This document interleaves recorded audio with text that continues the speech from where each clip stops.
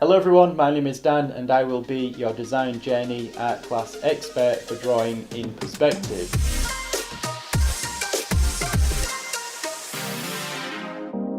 In this session we will be producing a final drawing, one that will involve many of the techniques and methods covered in the previous sessions so far. To follow along with this session you will need some pencils, maybe an eraser, a sharpener, you'll need a ruler and some paper. Now if you have been watching the previous sessions, you will by now be familiar with what is involved when it comes to perspective drawing, and perhaps you have developed your own process for producing a drawing. In this final session of the Design Journey art class, I will be producing this drawing of a landscape including a cottage and a stone bridge. It's very picturesque and it's in line with Design Journey's overall theme being nature, and this drawing will require us to put to use everything we have learned over the previous sessions. I'm going to begin by drawing out a picture plane, and this will be the border for the image. As always, the first thing we need to do is establish the position of the horizon line, and here in this drawing it will be placed just above the centre. Once you have your horizon line drawn out, you can place two vanishing points, one at either side of the page. Now I can use these to construct a box in 2 points perspective. This box here will be fairly small as it's going to be used to construct the cottage in the image that will be a little further into the distance.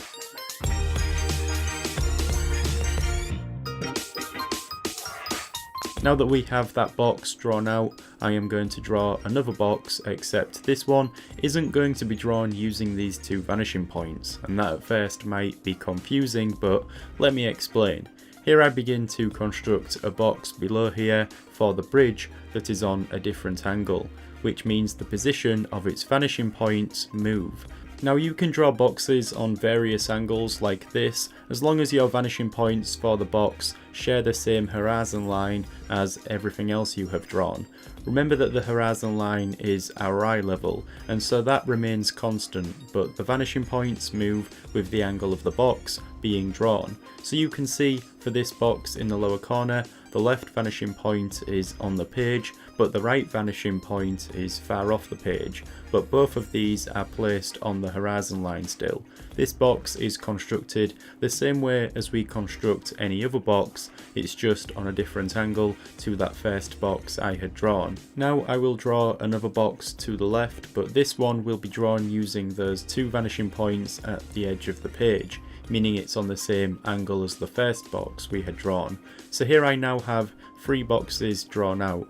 The smaller one to the right will be used to draw a shed, the one next to it we had drawn out first will be used to draw a cottage, and the larger one up front, converging to its own set of vanishing points, will be used to draw the bridge. Now before I draw in any of the surrounding landscape, I'm going to work on constructing this cottage.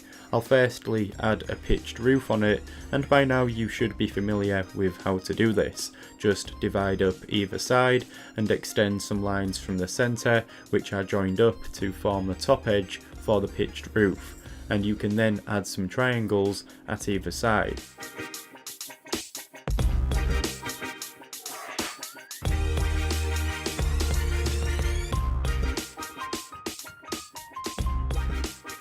I will also add a doorway on its front plane and start to draw out some windows as well. There's going to be a dormer window drawn on the front of this cottage here, and this is done by just adding another small box on top, but it follows the incline of the pitched roof.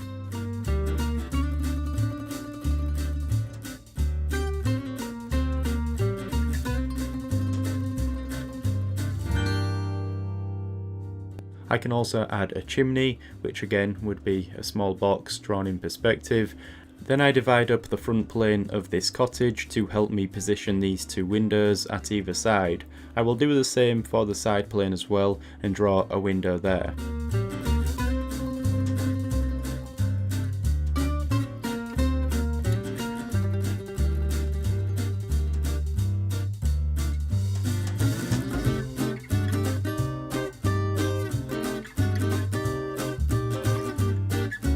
So for now I will leave the cottage like this, I think I have outlined all that I need to do for that now, and here I will add another pitched roof onto this smaller box to the side for the shed. And this roof here isn't going to be very high, so I divide up its side plane and add one on top of this as well. I also outline a door on here. Now, seeing as we have been developing these two boxes here, I may as well start to construct this bridge using the box. Now, the reason why these boxes are so useful is because you can use them to establish the angle of what you want to draw in perspective, and then you can use the box as the framework for constructing more complex forms. This bridge, for example, is rather simple, but I construct this within the box, and I can divide the box's side planes to work out the dimensions at either side.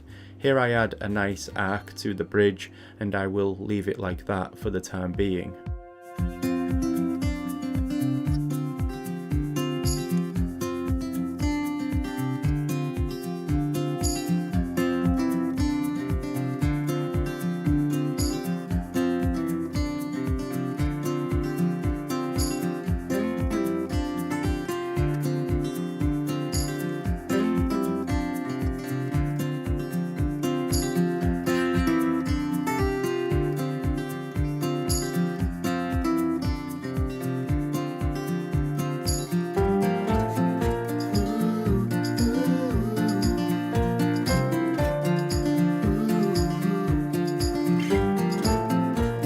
So now I start to outline some of the environment, and of course there will be a stream running under this bridge towards the front here, and so I start by outlining that, and I want it to run through the landscape around the buildings here, so I curve it around.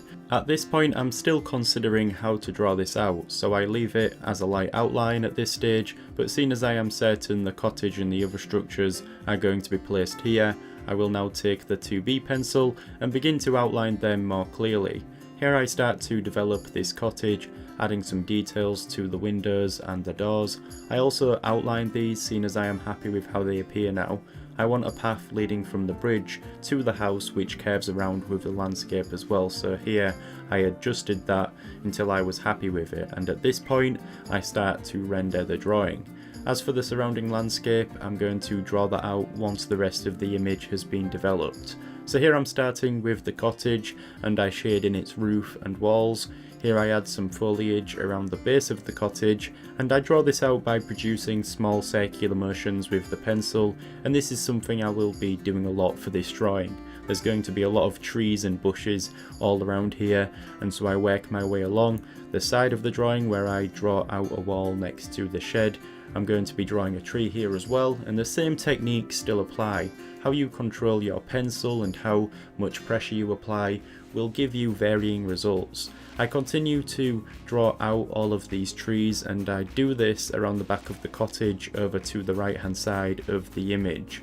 Notice how I create much darker shades around the cottage as well to make that stand out, and as I get to these trees that are further towards the front of the image, I make the circular marks that I am creating slightly larger. Now I start to work on the stone bridge here. Firstly creating a more permanent outline, and then adding a stone brick texture to it. Remember, the lines in this texture for the bricks will still converge to the vanishing points as well.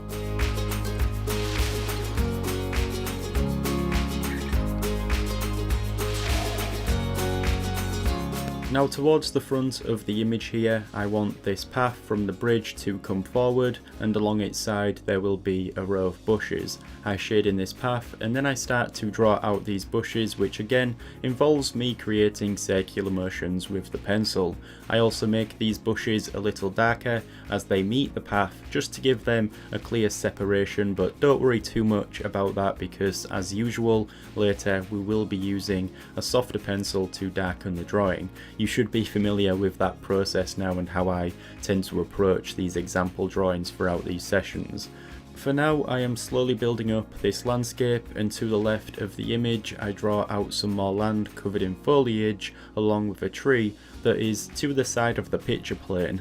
I want to have this tree act like a frame for the rest of the image, and so having it being in the forefront should do that. So I draw out its leaves as usual, and I start to shade in the remaining landscape.